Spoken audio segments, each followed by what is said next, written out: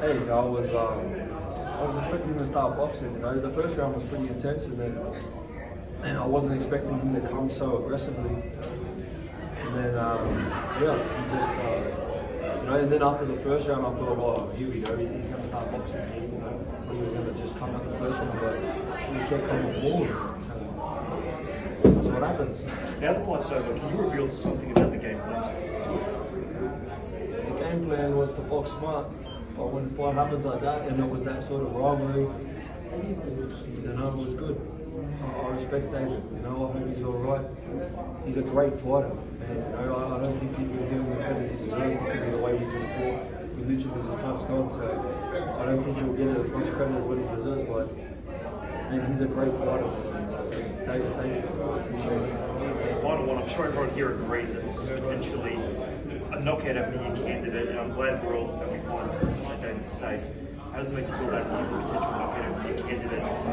First big fight of the year. The fight's already done. How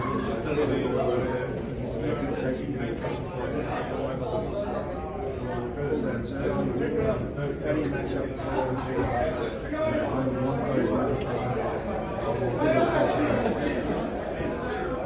do you think you can do anything more, Joe, other than what you've done the last 18 months to earn that shot?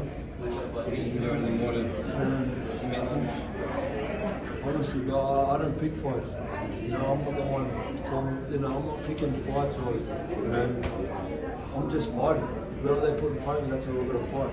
You know, but I'm chasing unification fights, but if they put someone else in front of me, I can't help that. It looked like you came out with a point to prove or trying to make a statement. What did your team say when you came back to the corner after the first round? I mean, I think everyone was just a bit shocked at how we come out. You know, even my old man, my old man said to me straight away, he goes, "Fuck, you must have a dog fight." I was like, I thought I was having a dog fight. So he just started sparking on. He got me with a decent shot. Come back. It's good, man. You know, we built this fight up. You know, he spoke a lot, he's talked a lot, and I thought he was right now. He was talking shit, to be honest. He come out and he showed heart. You know, I have nothing but respect for David Nykia. Are we going to see you fight in Gosford? Yeah, I'm chasing that Gosford Stadium fight, man. To tick that off the list, to fight in Gosford Stadium, at my hometown, that would be a dream. You know, it's either a unification fight or fighting at Gosford Stadium, or both of them at once. They're my goals, they're my dreams, you know, and I've been chasing this for a long time. Jai, Eddie Hearn said in the ring that he'd love to see you against Usyk in 18 months' time. What would that mean to fight someone like Usyk? Yeah, if that happens, it happens, you know. Obviously, we take that fight with both hands. We're looking for unification fights. Otherwise, it's all just fairy tale shit. You know what I mean? Everyone wants to fight, everyone's, you know, dropping names, and I've got respect for every fighter out there. I'm not trying to disrespect fighters, or, you know, I'm not trying to disrespect Zurdo or say he's a bad fighter. I'm just trying to chase progress. You know, I'm trying to level up. You know, so that's what I'm chasing, and that's what I'm doing. Great support here tonight. How did it make you feel when you made your way to the ring? A bit too much smoke. It was a bit too much smoke. I felt like it was, you know, but it was good. You know, the crowd was amazing. You know, I dream of moments like this. You know, it's been such a long time coming for things that happen like this. So now I'm happy to be here. Happy it's all happened. Now we're moving forward. I'm ready for the next. Jai, from a technical aspect, how would you improve from that performance, and how would you improve your boxing? Fitter, stronger, faster. You know, I wasn't fit enough. I've got to do more, be better, more progress, and level up. Do you sort of take a break now, or do you go straight back in the gym? Man, we sit down with the team and we find the next date, and then we move forward. You know, I'm not worried about taking breaks. You know, if we get an opportunity, obviously I'd love to spend some time with my family, but we're in the midst of the career. You know, we're in the bubble right now that everything we do now counts. So whatever happens, happens. We'll take it down. Thank you, Joe. Just the whole thing, the whole night, the whole performance, just a savage performance from Jai, massive statement. huge respect to David Nykia. I think he'll be world champion, just not against this man. And, you know, that was a brutal knockout. Surprised it's sort of turned into a doctor. Yeah, I think so. I mean, look, I think sometimes when you come out like that, you can make the opponent unravel. I think Nyika would have wanted to box long, but Jai didn't allow him to do that. He made him stand and trade, made him make mistakes. He was dangerous as well. But, you know, in the end, he just doubled down on the savageness, and it was a brutal finish. You know, a showreel knockout that gets seen around the world time and time again.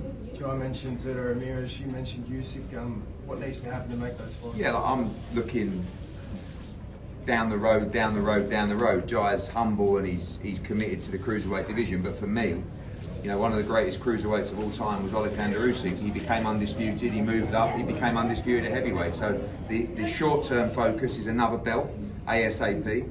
The medium-term focus is every belt in the division. And the long-term focus, why not, is to fight Alexander Usyk for the unified heavyweight world championship. I believe he's the only fighter that can give Usyk a real fight over the next 12 to 18 months. But the plan has got to be the short term as well, which Zurdo Ramirez for me is the best fight in the division. He's always had a thing for the WBO belt for some reason. He's always talked about it, he's always wanted it, and that gives us the WBO and the WBA. So hopefully His Excellency can make it happen. You know, with Mick and Spencer and Jai, when we sat with him, he said that's the aim. So we really want that next. Massive turnout tonight. Unbelievable. Can we expect to see Jai Opetaia fight here against him? You don't see Jai smile too much in the build-up with the media, but I did see a few smiles as he was walking to the ring, because I think he realised he's a star, and he's a big star. And I said after he beat Bradis, he should have been a national hero after what he did in that fight.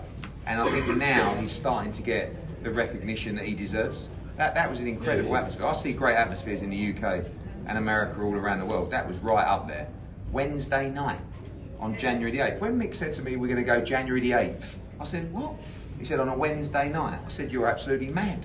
And he'd done a brilliant job, him and Fran, to sell the whole place out. I mean, it was a brilliant atmosphere, Is this when you sort of put Jai in that top 10 pound? I think so. I think he's already a pound for pound fighter. But you do need to rack up the resume with the elite fighters and the champions, and you know, sometimes he's fought opposition that probably wanted to push himself a little bit further to fight other people, but he's been active, he's made a lot of money, and he's starting to secure his legacy, and you know, that money and legacy are the two key things in his sport. I know people don't like to talk about it all the time, but as you saw from Nyika tonight, this is a dangerous, brutal sport. So get your money, and if you can get your legacy with it, congratulations.